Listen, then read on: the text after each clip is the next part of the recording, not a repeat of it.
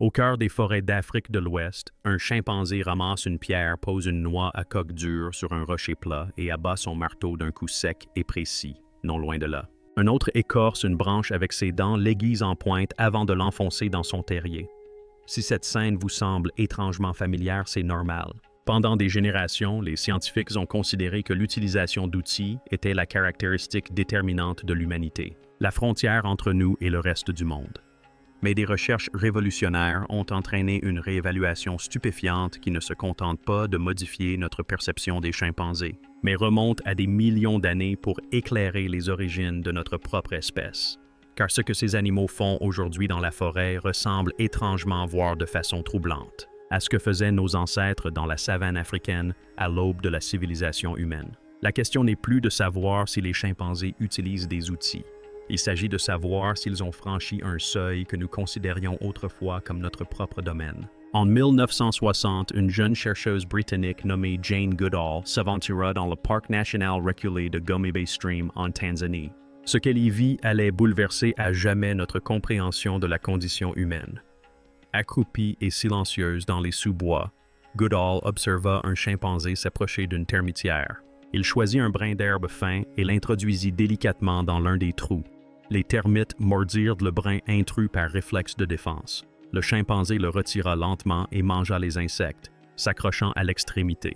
Puis il recommença à plusieurs reprises. Ce n'était pas un réflexe. Ce n'était pas un accident.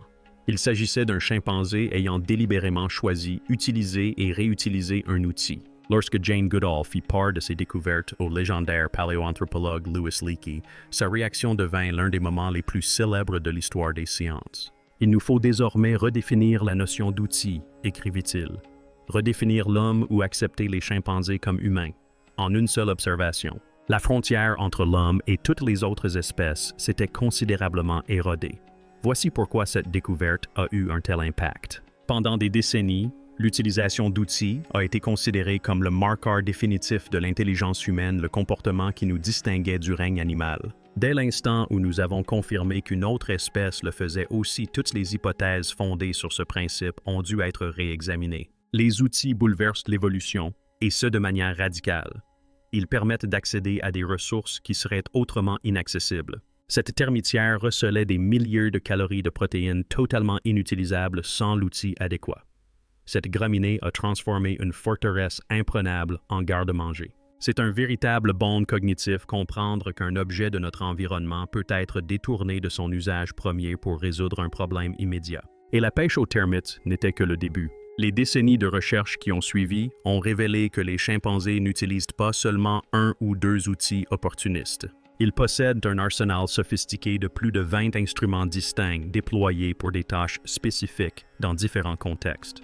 Les feuilles servent d'éponge pour absorber l'eau potable. Les bâtons sont utilisés pour examiner des objets dangereux ou inconnus. L'écorce est prélevée et façonnée pour des extractions spécifiques. Mais c'est une catégorie d'outils en particulier qui a véritablement interpellé les chercheurs.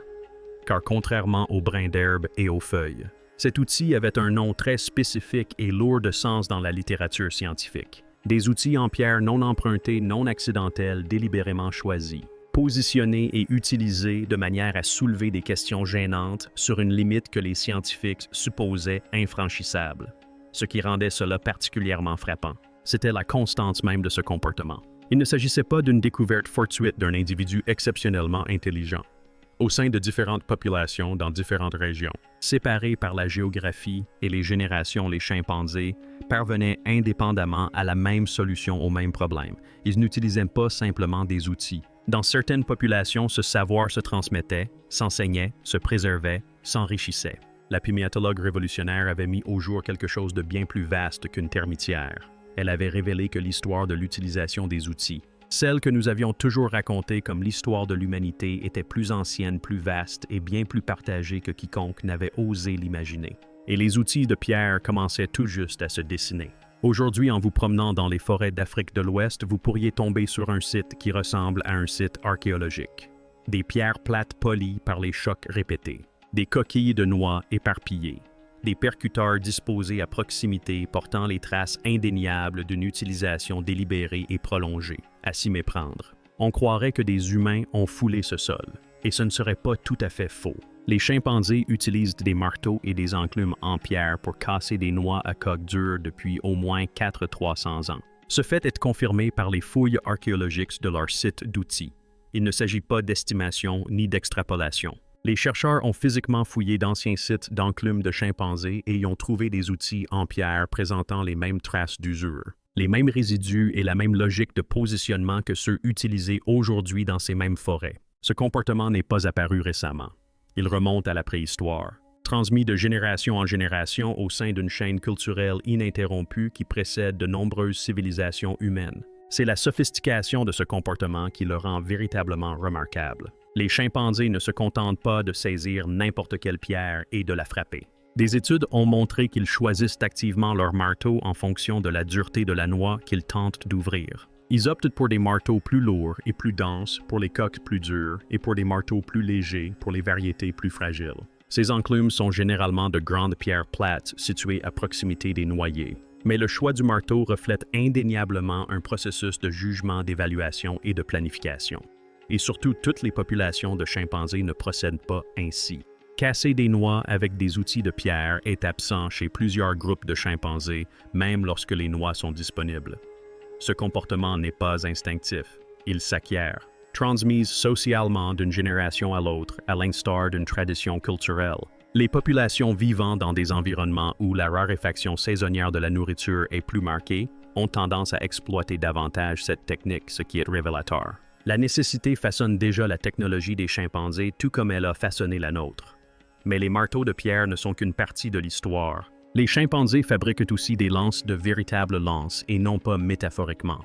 Ils sélectionnent des branches robustes, les castent à une longueur convenable, puis utilisent leurs dents pour mordre et tailler l'extrémité en une pointe acérée. Ils utilisent ensuite ces armes pour chasser. Plus précisément, ils les enfoncent dans les terriers obscurs des galagos, petites primates rapides qu'il serait impossible d'extraire à la main les poignardent jusqu'à ce que l'animal soit tué, puis utilisent la lance pour récupérer la carcasse. Imaginez ce que cette séquence comportementale implique: sélectionner le bon matériau, le modifier dans un but précis, et l'utiliser pour accéder à des proies autrement inaccessibles. Être totalement injoignable. Ce n'est pas de l'opportunisme, c'est prémédité. Étonnamment, ces lances semblent être utilisées exclusivement pour la chasse aux proies dans des espaces dissimulés.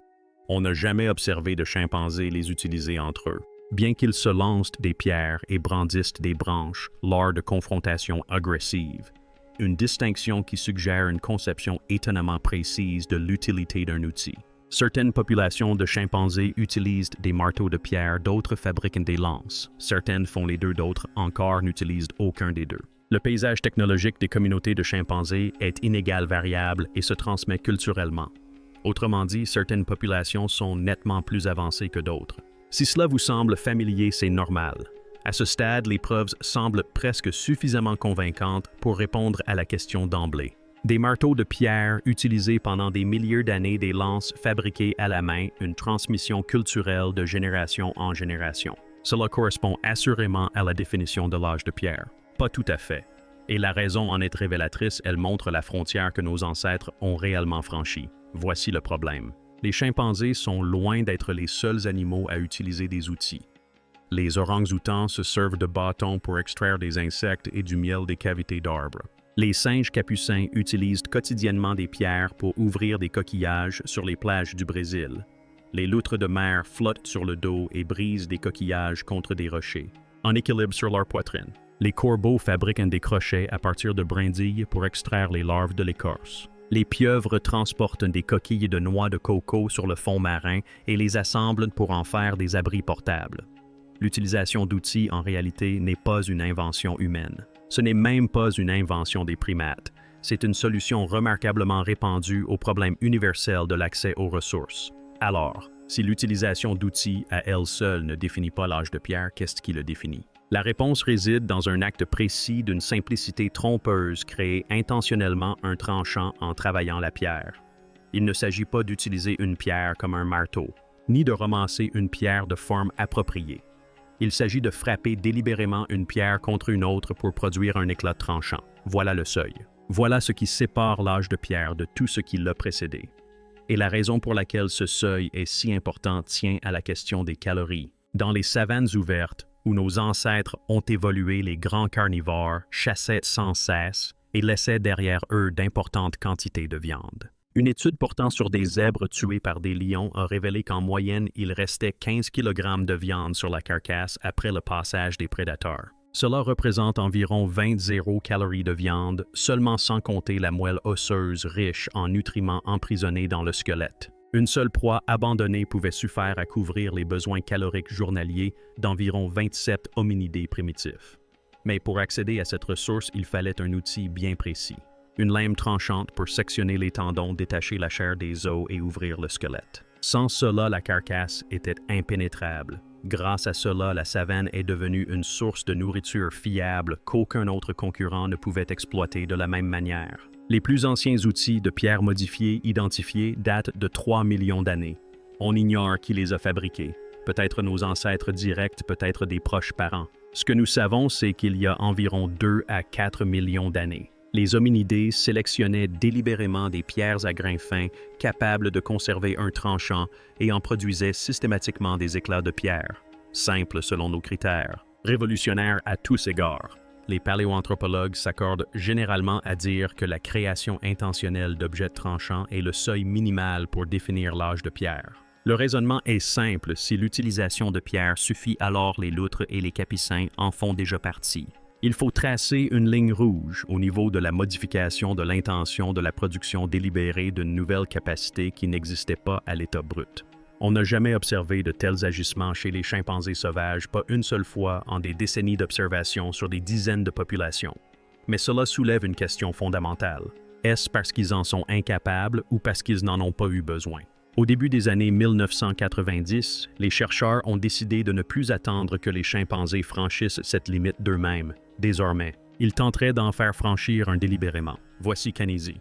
Kenzie était un bonobo, un proche cousin du chimpanzé, souvent considéré comme l'espèce la plus évoluée socialement, déjà une sorte de célébrité scientifique. Il avait démontré une capacité extraordinaire de compréhension du langage et de communication symbolique.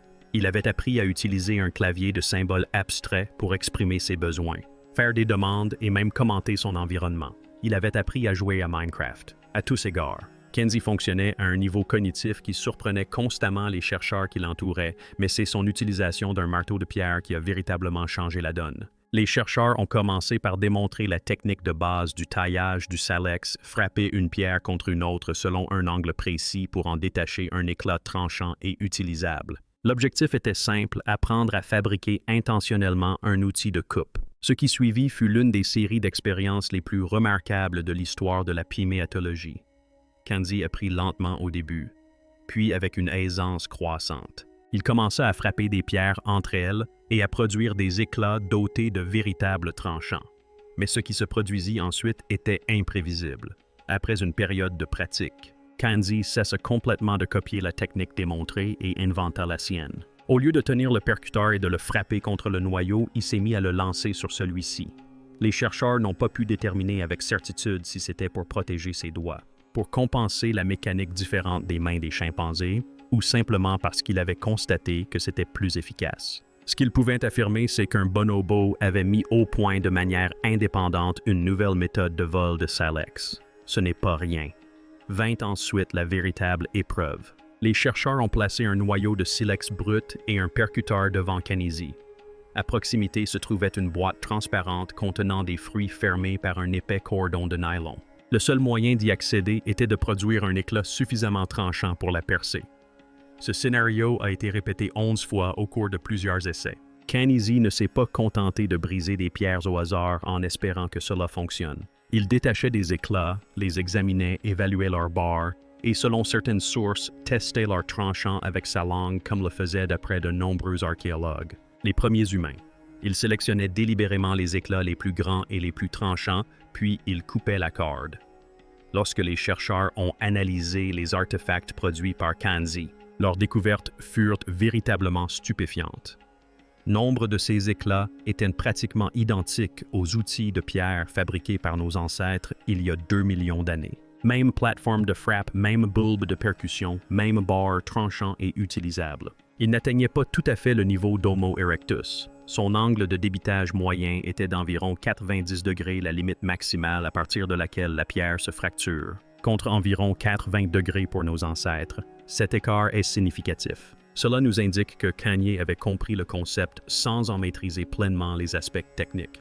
Mais le concept était là indéniablement sans équivoque. La capacité cognitive de fabriquer un outil tranchant existe chez une espèce qui ne l'a jamais fait à l'état sauvage. Cette découverte à elle seule bouleverse tout. Alors si Kanezi y est parvenu, pourquoi les chimpanzés sauvages n'y sont-ils pas parvenus spontanément? La réponse s'avère plus complexe qu'un simple déficit d'intelligence et elle se manifeste de plusieurs manières. Une étude de 2021 a abordé directement cette question. Des chercheurs ont fourni à des chimpanzés sauvages non entraînés tout le nécessaire pour fabriquer des éclats de pierre tranchants, des matériaux de qualité, des percuteurs adaptés, bref, l'outillage complet. Puis ils se sont contentés d'observer. Pas un seul chimpanzé n'a spontanément frappé une pierre contre une autre pour créer un tranchant. Pas un seul. Malgré la présence des matières premières sous leurs yeux, malgré leur appartenance à une espèce dont Kanzi avait déjà prouvé les capacités cognitives, ils n'ont tout simplement pas fait le rapprochement. Ceci nous apprend quelque chose de crucial: ce comportement ne découle pas uniquement de l'intelligence. Il requiert une étincelle culturelle. Quelqu'un doit d'abord en faire la démonstration. Nous savons déjà que casser des noix avec des marteaux de pierre n'est pas instinctif non plus. Les jeunes chimpanzés doivent l'apprendre de leurs congénères par des années d'observation et de pratique. Sans cette transmission sociale, le savoir n'existe pas. Aussi doué soit l'esprit qui le reçoit. Kanzi n'a pas inventé la taille du silex de toute pièce. On le lui a montré, et cette démonstration a fait toute la différence. Il existe aussi un obstacle plus fondamental. Les chimpanzés sauvages vivent principalement dans des jungles denses où les pierres à grains fins comme le silex, celles qui produisent des arêtes vives lorsqu'on les frappe, sont quasiment absentes. Les roches à leur disposition sont géologiquement inadaptées. Nos ancêtres, en revanche, ont évolué dans des savanes rocheuses et ouvertes, avec d'abondantes ressources de pierres de qualité à portée de main.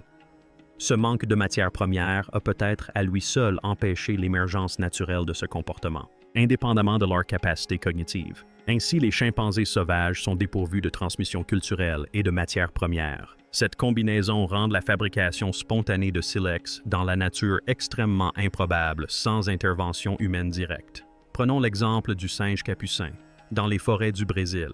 Ces singes utilisent des marteaux de pierre depuis des décennies pour casser des noix et des fruits. Un comportement bien documenté par les chercheurs. Mais ils font aussi quelque chose de bien plus étrange: ils brisent des pierres les unes contre les autres, apparemment juste pour créer de la poussière qu'ils lèchent ensuite à la surface de la pierre. Les scientifiques ignorent encore pourquoi. Apport minéraux possible, comportements sociaux possibles, nul ne le sait avec certitude. Mais voici le plus extraordinaire. En brisant ces pierres les unes contre les autres pour des raisons sans aucun rapport avec la fabrication d'outils, les capucins produisent accidentellement des éclats de pierre tranchants. Des éclats qui, une fois analysés, sont quasiment identiques aux outils des premiers humains en Afrique. Et ces mêmes éclats ont été découverts dans des couches archéologiques brésiliennes datant de plus de 50 ans. Des couches qui avaient initialement conduit les chercheurs à penser que les humains avaient atteint l'Amérique du Sud bien plus tôt que la période communément admise. Il a fallu une analyse minutieuse pour révéler la vérité. Ce ne sont pas des humains qui ont laissé cette signature, mais des singes. L'ironie est presque trop frappante. Ce sont des singes capucins, et non nos plus proches parents, ni même les animaux que l'on a observés fabriquer des lances et choisir des percuteurs en fonction de leur poids et de leur dureté, qui ont franchi par inadvertance le seuil archéologique de l'âge de pierre sans intention, sans compréhension, sans même le vouloir. Nos plus proches parents, quant à eux, se tiennent encore juste en dehors de cette limite, non pas par incapacité intellectuelle, mais parce qu'on ne leur en a jamais donné la raison. Ce dernier point mérite qu'on s'y attarde, car il redéfinit toute l'histoire. La question n'a jamais vraiment été de savoir si les chimpanzés étaient suffisamment intelligents pour passer à l'âge de pierre. Kanzi y a répondu. La question est plutôt de savoir pourquoi ils ne l'ont pas fait et ce que cet écart révèle sur les pressions évolutives qui ont transformé un singe utilisant des outils en l'homme que nous sommes. Nos ancêtres n'ont pas développé les outils de pierre par curiosité. Ils les ont développés parce que l'alternative était de la famine. Dans la savane africaine, lors des périodes de sécheresse extrême et de raréfaction des ressources, la capacité d'accéder à la carcasse d'un lion abandonné pour un hominidé à survivre ou non était déterminante. Les outils en pierre taillée n'étaient pas d'abord une prouesse intellectuelle, mais avant tout une solution de survie. La dimension intellectuelle est venue plus tard. Façonnée par la nécessité implacable qui a repoussé les limites de nos capacités pendant des centaines de milliers de générations. Et une fois ce cercle vertueux enclenché, il s'est auto-entretenu de manière irréversible. L'utilisation d'outils a facilité l'accès aux calories. Une meilleure nutrition a favorisé le développement de cerveaux plus volumineux et plus complexes. Des cerveaux plus volumineux ont permis de produire de meilleurs outils. De meilleurs outils ont permis d'accéder à davantage de ressources. Davantage de ressources ont permis le développement de groupes sociaux plus importants. Des groupes sociaux plus importants ont accéléré la transmission culturelle. Chaque étape de ce cycle a éloigné notre lignée de toutes les autres espèces de la planète, y compris nos plus proches parents, et ce de manière cumulative sur des millions d'années. Les chimpanzés n'ont jamais intégré ce cycle, non pas qu'ils se soient arrêtés au seuil et aient rebroussé chemin, mais parce que la conjonction de circonstances qui a poussé nos ancêtres à le franchir ne s'est tout simplement jamais produite pour eux. Ils ont de quoi se nourrir. Ils possèdent une structure sociale, des traditions culturelles et un répertoire d'outils sophistiqués, ce qui leur manque. C'est cette pression spécifique et désespérée qui définit leur espèce et qui rend l'innovation incontournable. Il est également important de considérer ce que représente concrètement sur le plan physique 2 millions d'années de perfectionnement. Les mains humaines modernes ne sont pas des mains de primates génériques qui par hasard excellent dans de nombreuses tâches. Leur structure est spécifiquement optimisée pour la préhension précise et la percussion contrôlée qu'exige la taille du silex. Cette optimisation ne s'est pas faite du jour au lendemain. Elle s'est accumulée progressivement, façonnée par la pression de la sélection naturelle qui a constamment récompensé les individus capables de produire de meilleurs outils plus efficacement. Les flocons de Kanzi étaient remarquables, mais ces mains n'avaient pas bénéficié de 2 millions d'années d'évolution les préparant à cette tâche. Les nôtres si. La dimension culturelle est tout aussi importante. Lorsqu'une population acquiert un comportement vital pour sa survie, elle le transmet avec constance et rigueur de génération en génération. Ce savoir s'enracine dans les pratiques sociales, s'affine grâce à l'expérience accumulée et finit par s'intégrer si profondément dans le quotidien qu'il cesse d'être une compétence pour devenir une simple façon de faire. C'est ainsi qu'un éclat de pierre tranchant se transforme au fil du temps en biface, puis en lame, puis en une civilisation. Les chimpanzés ne sont pas des humains primitifs figés dans le temps. Leur histoire est parallèle, une branche voisine du même arbre ancestral, façonnée par des pressions différentes pour aboutir à un résultat différent, mais tout aussi cohérent. Leurs outils reflètent leur monde. Les nôtres reflétaient notre crise. Et la pensée la plus troublante dans tout cela est peut-être aussi la plus simple. La seule chose qui sépare la culture utilitaire des chimpanzés de l'étincelle qui déclenche une trajectoire totalement différente, c'est une raison. Une véritable raison existentielle. Une raison qui ne laisse aucune autre option. Espérons qu'ils n'en trouvent jamais. Nous avons abordé ce sujet en nous demandant si les chimpanzés avaient atteint l'âge de pierre. La réponse honnête est presque, mais pas tout à fait. Et cet écart s'avère être l'un des aspects les plus révélateurs de toute la préhistoire humaine. Ce qui nous distingue d'eux, ce n'est pas l'intelligence. Kinsey l'a prouvé. Ce n'est même pas une question de capacité, mais de circonstance. C'est la pression brutale et spécifique de la nécessité qui a forcé nos ancêtres à franchir un seuil à partir duquel toute notre espèce n'a jamais regardé en arrière. Pendant ce temps, au cœur des forêts d'Afrique de l'Ouest, les chimpanzés continuent de casser des noix sur les mêmes enclumes de pierre que leurs ancêtres utilisaient il y a 400-300 ans. De façonner des lances avec leurs dents, transmettant ainsi un savoir ancestral ininterrompu de génération en génération. Ils sont au sens le plus profond du terme. Une fenêtre vivante sur le monde que nos ancêtres nous ont légué. Ce lien vaut plus que toute réponse. Il vaut la peine de poser la question elle-même.